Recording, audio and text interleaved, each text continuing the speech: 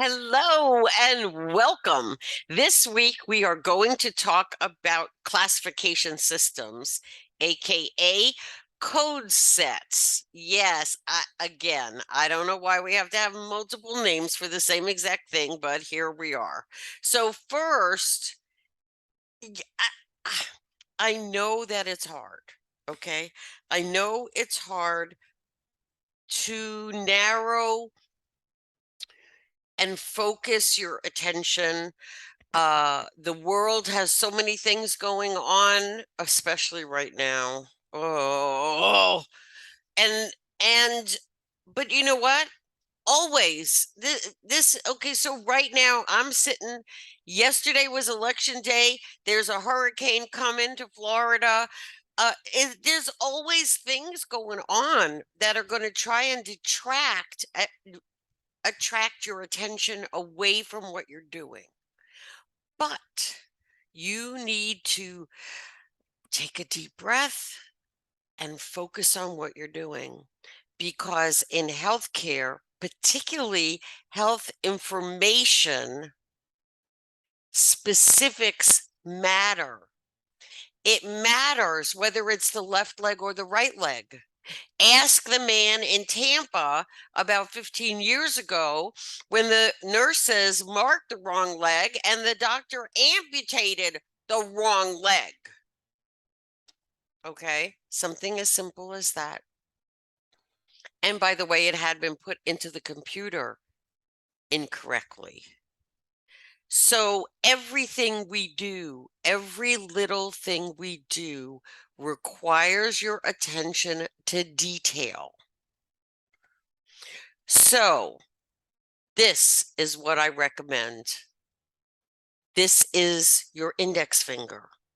You have 10 fingers, I'm assuming, okay? You can use whichever one you want. I find the index finger is right there in the front and it's pretty long, well, and therefore you're going to point to each word individually, and that's going to help your brain focus on each word individually.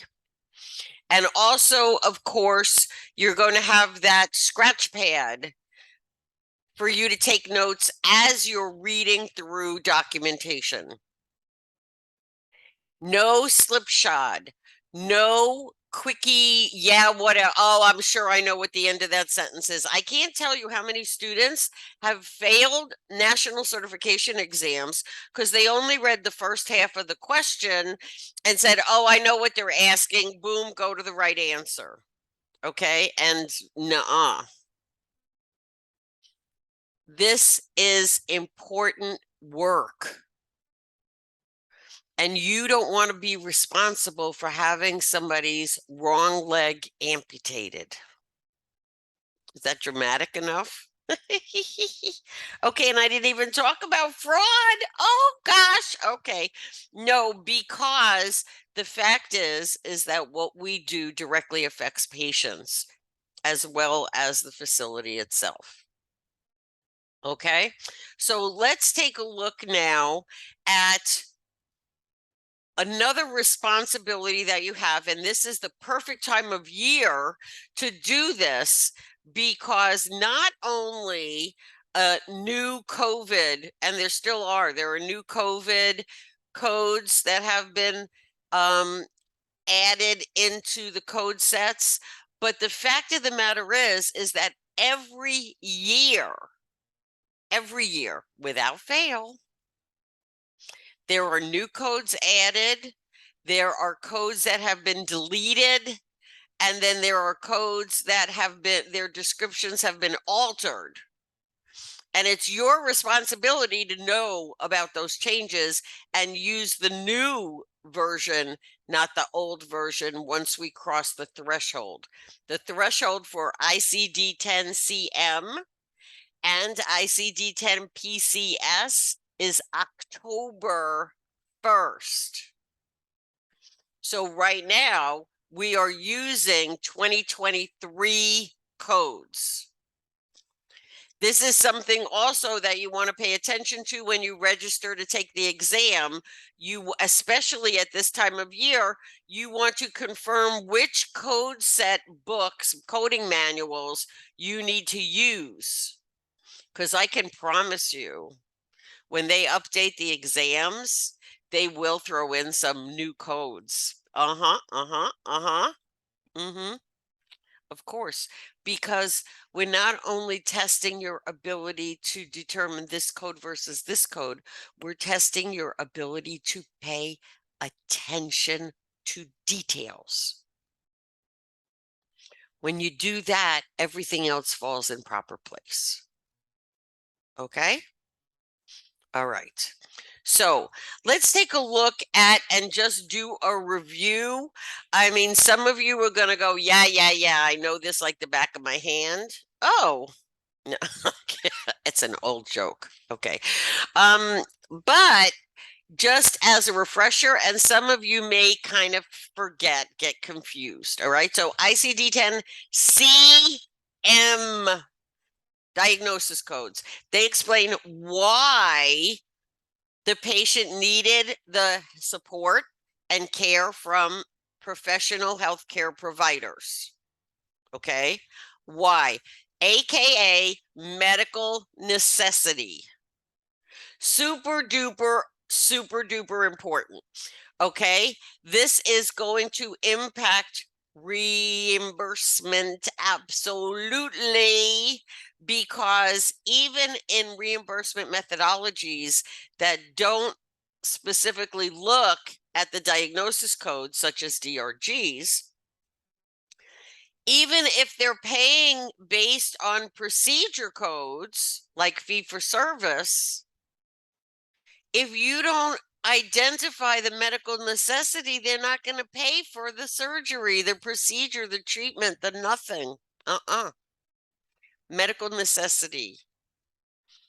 Remember that ICD-10 CM codes are alphanumeric and can have 3 characters, a dot, and then up to 4 characters after. Okay. Remember also, if there's a mandatory 7th character, you may have to put X's to fill it in so that the 7th character gets in the 7th character. Okay. Don't forget the dot. And heaven's sake, the letters are always capital letters, not lowercase. It's not that much of a burden to you to put your finger on the caps button before you hit the letter A or the letter Z or whatever it might be. Be adults, pay attention. I'm sorry. One of my pet peeves. Okay. All right. Also note that this could be a pet peeve of your potential new employer. Okay. Or the committee that is considering whether to give you a promotion and a raise or not if you are already working. I'm just saying, this is a fact. I am out there with them. Do things properly and in a professional manner. You don't have to hit the caps lock when you're tweeting your best friend, okay? But when you are working as a professional, be a professional, okay? It all hits home with your supervisors and your prospective. And just think about any interviews when you've gone on an interview or, been on an interview. Guess we don't really go on interviews anymore, but and then you don't get offered the job and you don't know why. This is one of the reasons why. This and misspelling the HIPAA abbreviation or any other abbreviation, but HIPAA is a biggie. Okay. And you know why? It's not because they are nicky pickety. It's because it's an example of how you pay attention to details or not.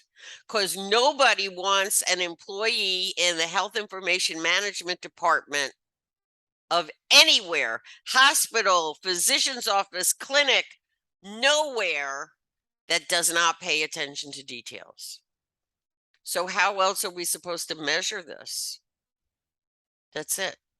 As simple as a capital letter or getting an abbreviation correctly because it matters. Okay. ICD-10 PCS stands for Procedure Coding System. And what does it report? Guesses? No, nobody. Procedures, yes. Procedures reported only provided by a hospital facility to an inpatient. Inpatient only, not the physician. This is the hospital. Okay. So, for example, I don't think I gave this. Okay. So, for example, a patient is admitted into the hospital and is brought into the operating room to have a procedure done. Okay. All right. So the operating room itself, excuse me, the operating room itself, the electricity, the equipment, the sheets on the operating table, the washing of the sheets of the operating table, the surge techs, all the responsibility of the hospital. The hospital provides that. And therefore, what is done is reported with ICD-10 PCS codes, aligned with the same name of the procedure, because they know an appendectomy is happening. They know which part the hospital provides and which part. And then you have the surgeon reported with CPT codes and the anesthesiologist reported with CPT codes. So you see how even one simple procedure like an appendectomy requires the use of all of the code sets in total. And of course, they all require diagnosis codes to identify medical necessity. Okay. So you can see how one simple procedure all need ICD-10 CM codes. The hospital coder will need to report the appendectomy with ICD-10 PCS. The coder for the surgeon will use appendectomy and CPT, and the coder for the anesthesiologist will report anesthesia for appendectomy in CPT. Okay? All right, ICD-10 PCS codes, 7 characters, alphanumeric, so it could be letters, it could be numbers, all in a row, never 6, never 8, never, always 7. So when you're finished determining a PCS code, count the characters, make sure you got them all, okay? But you know, it's easier. I like it because of the table. You can just go boom, boom, boom, boom, boom, right? Okay. All right. ICD-10 PCS, there are no unspecified codes because there can't be. And of course, your information comes from the physician documentation, right? Okay. All right. So as I said, CPT used for physician services, like the surgeon, like the anesthesiologist, and also any outpatient procedure for the facility. So whether it's done in the physician's office or an ambulatory care center or the emergency department in the hospital, those procedures are being reported with CPT. okay?